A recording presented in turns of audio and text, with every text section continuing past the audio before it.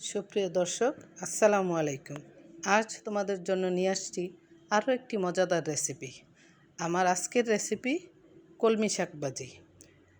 এই রেসিপি এত মজা যে তুমি এক বসাতেই 1 প্লেট ভাত খেয়ে ফেলতে পারবা। এইভাবে কলমি শাক ভাজি করে খাওয়ালে তোমার পরিবারের সবাই তোমার প্রতি অনেক খুশি হয়ে যাবে। আমার রেসিপিটি ভালো লাগলে লাইক, কমেন্ট, শেয়ার দিতে ভুলবে না, কেমন? কলমি শাক ভাজার জন্য এই পর্যায়ে একটা কড়াই বসিয়ে দিচ্ছি। তারপরে তৈল ঢেলে দিচ্ছি।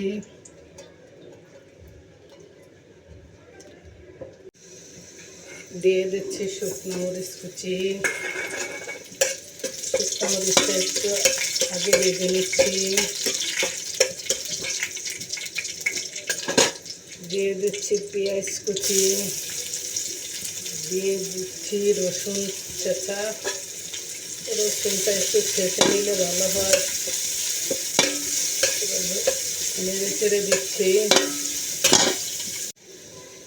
রসুন পেঁয়াজটা এইভাবে বারবার নেড়ে দিচ্ছি। এবারে দিয়ে দিচ্ছি অল্প 2-3টা কাঁচামরিচ।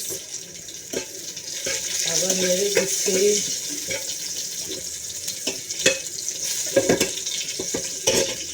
এবার শাকগুলো ঢেলে দিচ্ছি।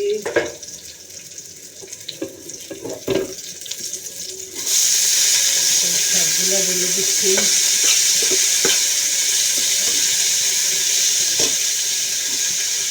ঢেলে এবার দিয়ে দিচ্ছি একটু স্বাদ মতো লবণ।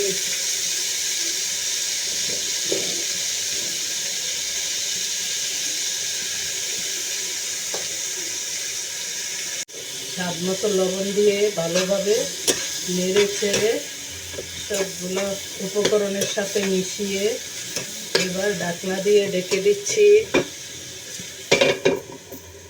চলে আসবো 5 মিনিট পর। ফিরে আসলাম 5 মিনিট পর। এসে ভালোভাবে নেড়ে দিচ্ছি।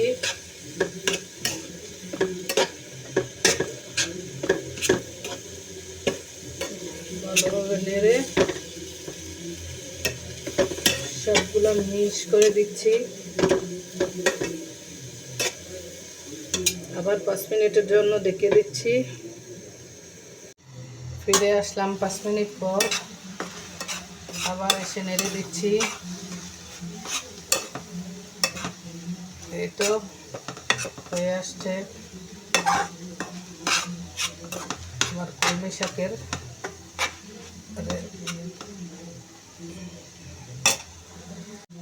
ফিরে আসলাম 5 মিনিট পর।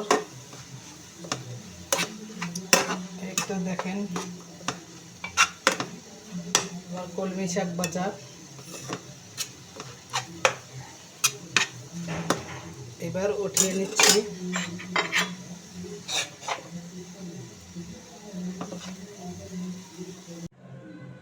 হয়ে গেল আমার কলমি শাক ভাজা। দেখেন কত সুন্দর হয়েছে, সবুজ সবুজ হয়েছে। আপনারাও বাসায় করে খাবেন, ভালো লাগবে ইনশাআল্লাহ। আজ এ পর্যন্তই। আবার দেখা হবে অন্য কোনো রেসিপি নিয়ে অন্য কোনো সময়ে। আল্লাহ হাফেজ।